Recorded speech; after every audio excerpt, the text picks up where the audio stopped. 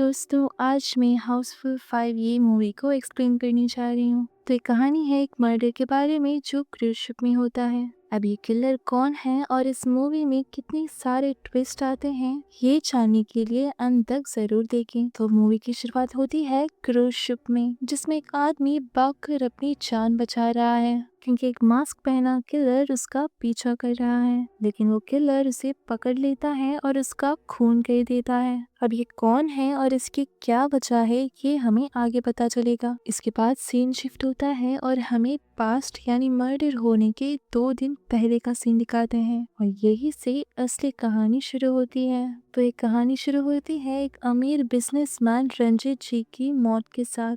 मरने से पहले उन्होंने होलोग्राम के जरिए ये घोषणा की होती है कि उनकी जायदाद उनके बेटे जॉली को मिलेगी, क्योंकि जॉली उनकी पहली बीवी का बेटा था, लेकिन वो उनके साथ नहीं रहता था। अगर जॉली नहीं आएगा तो ये प्रॉपर्टी उनमें बटेगी। इस अनाउंसमेंट से घर के बाकी लोग ज्यादा खुश नहीं थे, क्योंकि वो सोच रहे थे कि ये प्रॉपर्टी इन सारे लोगों में बटेगी। अब जॉली का पता कैसे चलेगा? रंजीत जी कहते हैं कि जॉली की पहचान के लिए उसके पीठ पर एक जला हुआ निशान है और उसकी एक फॉरेनर बीवी है। इसी के साथ ये लोग रंजीत जी की मरने की खबर को सीक्रेट रखते हैं, क्योंकि इतने बड़े बिजनेसमैन की अगर मौत की खबर मीडिया में पता चलेगी तो उनके स्टॉक्स गिर सकते हैं, इसलिए कुछ टाइम बाद बताने का सोचते हैं। सीन शिफ्ट होता है जहाँ अब इसके बाद वो समय आता है जब जॉली आने वाला था। यहाँ आता है जलाबुद्दीन। ये खुद को जॉली कहकर अपनी फॉरेनर बीवी सोनम के साथ आता है।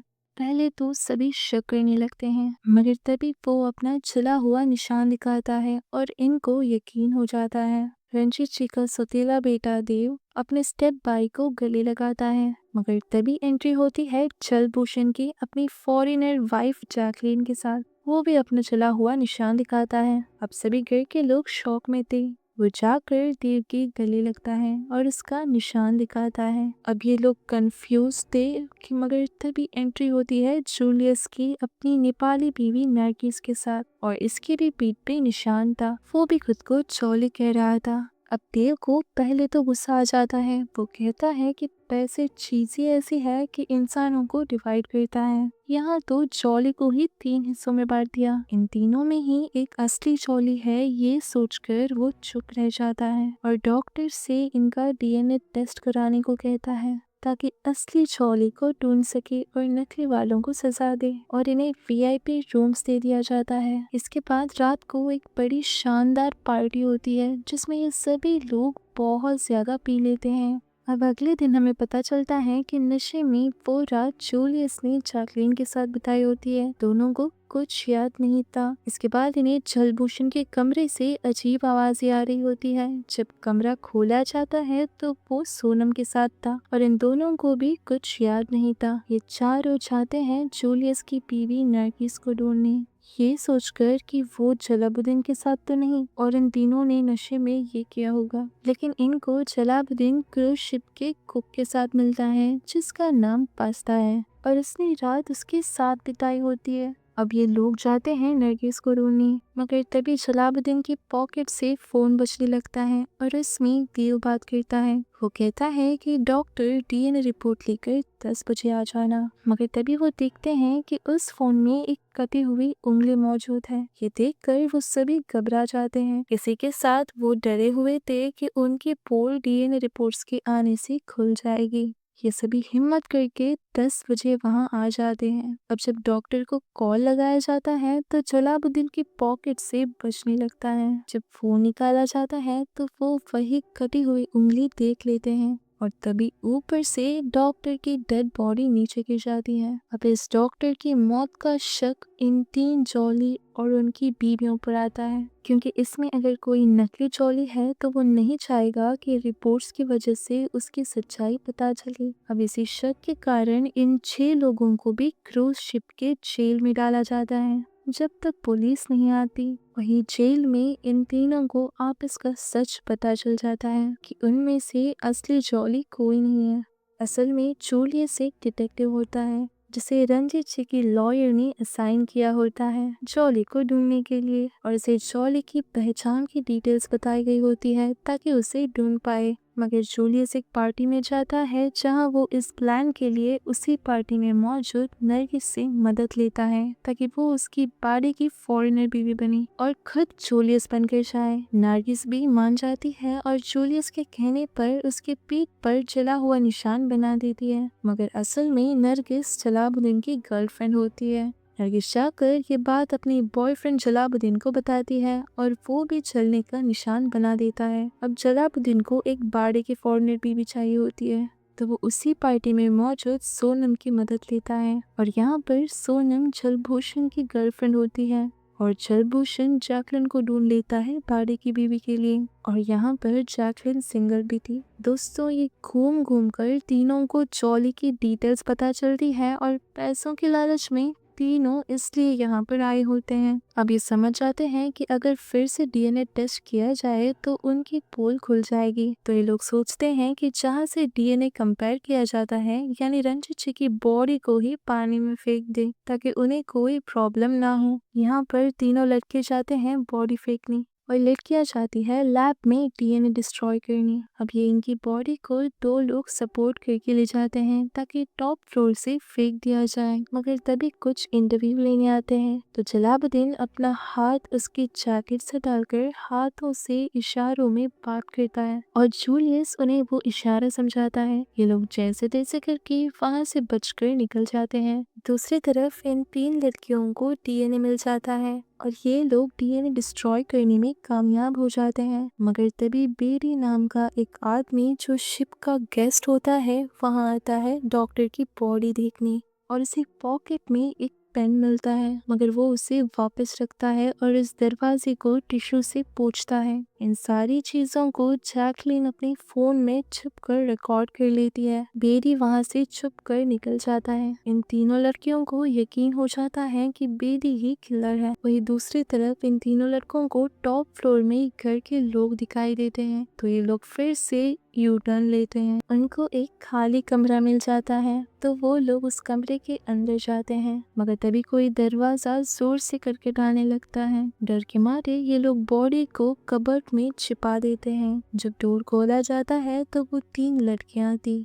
वो लोग बेदी के खिलाफ रिकॉर्ड की हुई सबूत को दिखाते हैं और उन्हें डॉक्टर का किलर मिल जाता है। ये लोग अभी इनका पहला काम करते हैं रंजित जी की बॉडी को पानी में फेंकने, मगर हमें दिखाया जाता है कि वो बॉडी बेदी की है और उसके सिर पर किसी ने गोली मारी है। ये लोग इसे नहीं देखते और उस बॉडी को रंजित जी की समझकर फेंकने बाहर जाते हैं, लेकिन फंस जाते हैं क्योंकि इन्हें घर के लोग देख लेते हैं। फिर तभी एंट्री होती है पुलिस की, जो और कोई नहीं बल्कि सीनियर एक्टर संजय दत्त और जैकी श्रॉफ है। तीनों पुलिस से कहने लगते हैं कि हम इसे एक्सप्लेन कर सकते हैं और कहने लगते हैं कि डॉक्टर का किलर और कोई नहीं बल्कि बेदी है और उनके पास इसका सबूत है।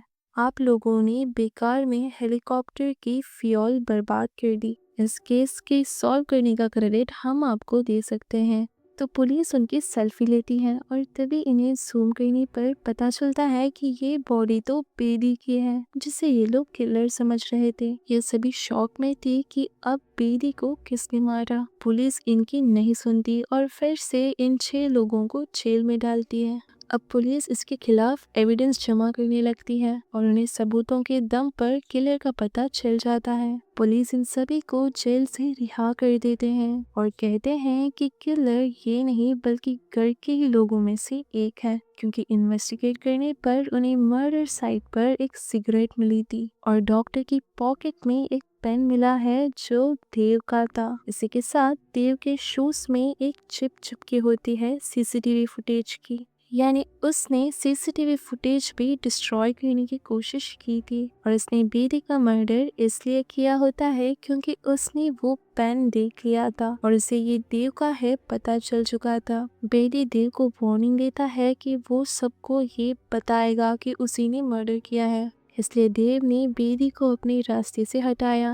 यहाँ पर किलर साफ देव होता है और उसे जेल में डाला जाता है। देव कहता है कि मैं इनोसेंट हूँ, मैंने कुछ नहीं किया, मैं भला डॉक्टर का मर्डर क्यों करूँगा, क्योंकि वैसे भी अगर असली जॉली नहीं आता तो प्रॉपर्टी उनमें ही तो बटने वाली थी। लेकिन कोई देव की नहीं सुनता, मगर देव जूलियस से कहता है कि मैं इनोसेंट हूँ, प्लीज मेरा यकीन करो। जूलियस उस समय तो कुछ नहीं कहता, मगर वो रात को उसी मर्डर साइट में जाता है सबूत ढूंढने, क्योंकि वो खुद भी एक डिटेक्टिव था। सब चेक करने पर उसे एक कोने में डायमंड स्टोन मिलता है जो ब्रेसलेट का था, यानी ये किलर की ब्रेसलेट का मिसिंग स्टोन है। ये ब्रेसलेट क्रूज शिप में मौजूद सभी के पास होती है, क्योंकि वो ब्रेसलेट एक टाइप की एंट्री होती है शिप के लिए। जूलियस उस रात की पार्टी में सभी लोगों का ब्रेसलेट चेक करता है और आखिरकार उसे शिप के कैप्टन के ब्रेसलेट का स्टोन मिसिंग दिखाई देता है। वो तुरंत इस बात को पुलिस को बता देता है और पुलिस कैप्टन को पकड़ लेती है और उससे सच्चाई उगलवाने की कोशिश करते हैं कि उसने ये सब क्यों किया। मगर तभी शिप की इलेक्ट्रिसिटी चली जाती है, जिसकी वजह से लाइट ऑफ होकर अंधेरा हो जाता है। कैप्टन भागने की कोशिश करता है, मगर पुलिस उसे पकड़ लेती है और दिखाया जाता है कि कैप्टन के गले में तो किसी ने चाकू मार दिया है। सभी ये देखकर शॉक में थे, लेकिन पुलिस ये नहीं देखती। और तभी यहाँ पर एंट्री होती है नाना पाटेकर की साउथ स्टाइल में। उसने ऐसे कपड़े इसलिए पहने होते हैं क्योंकि उसके गांव में पूजा हो रही है।